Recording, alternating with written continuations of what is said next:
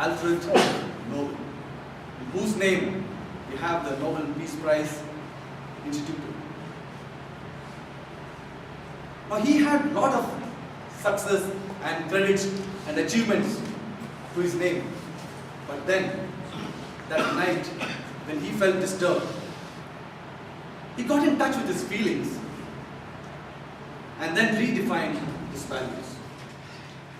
Ladies and gentlemen, I would ask you, just spare a moment, introspect yourself and find out what actually success means to each one of us.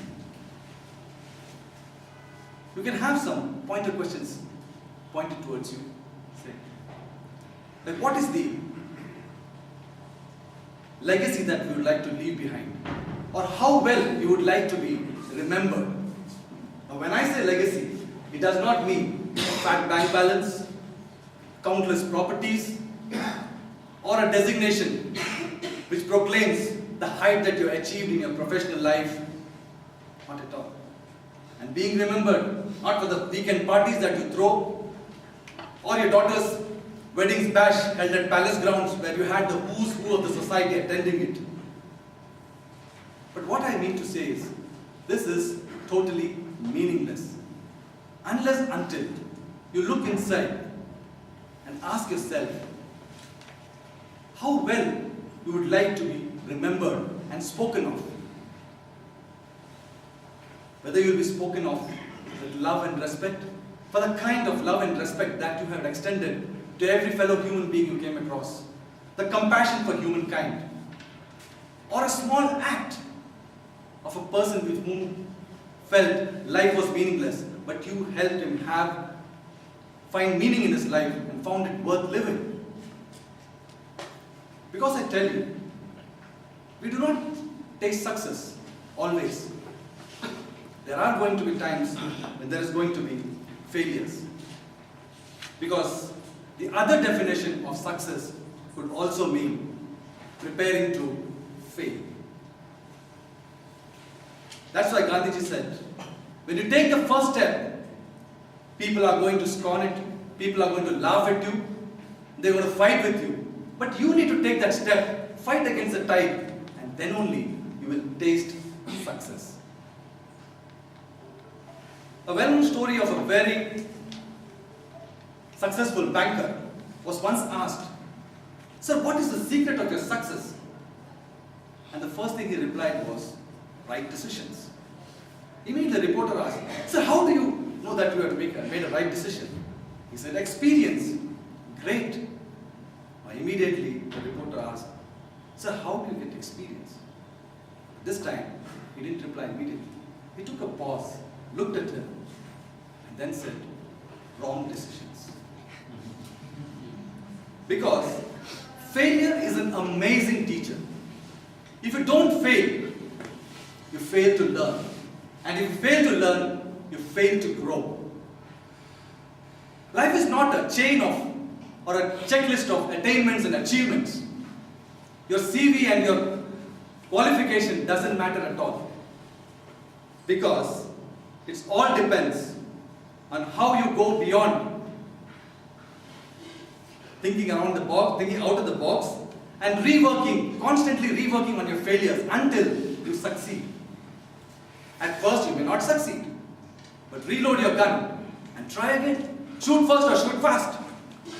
Be ready to take the bullets also. Success will definitely have a different meaning, and you will taste success definitely. But talking about success, before I leave the lecture, I have a person who will carry the meeting forward. Now, if you go into his lists of achievements, personal and professional, you will run into pages. And Sanjay won't spare me. But on a one-to-one talk with him, when I said, because he's so dear to every Toastmaster, here, seated here, and all around the country, when I asked him, "Sir, I would like to have 2 questions pointed at you." And I asked him, "So what drives you to be so passionate about Toastmasters even after 15 years plus?" And he said, when I see it definitely changes the life of people for good, gives me a different kind of satisfaction. And he said recently, I came across a boy, Ashish Kurian from MBA College in St. Joseph. His mother was no more and his father was in deathbed. Eventually he died. And he came to a situation where he didn't have funds to fund his education and he was almost being thrown out of the hostel. This person got in touch with some of the Toastmasters and they got him a part-time job.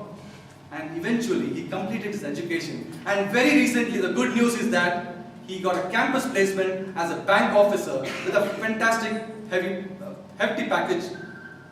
And when that boy came back and told him, "Sir, this is due to the Toastmasters." He's saying that was the moment which ignites your passion again and again to come back here and serve and give back to this club from which I have received so much.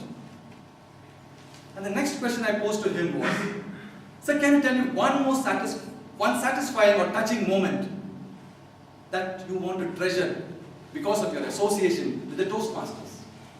And that time he said, about a year back, I was in the US and I was speaking to one of the board members of the Toastmaster Internationals for more than 90 minutes. And the best thing that I liked when he told me was, he informed me that Toastmaster International is observing Bangalore Toastmasters Club very minutely.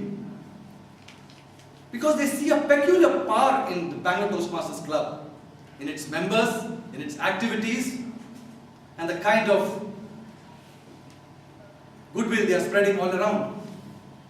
Now, he wanted to know the secrets about it, and in particular, how we have made this club and its members so powerful in the eyes of the Toastmaster International. Without much further ado, I would like to call the Toastmaster of the day, our dear founder president, Mr. Robinson D'Souza.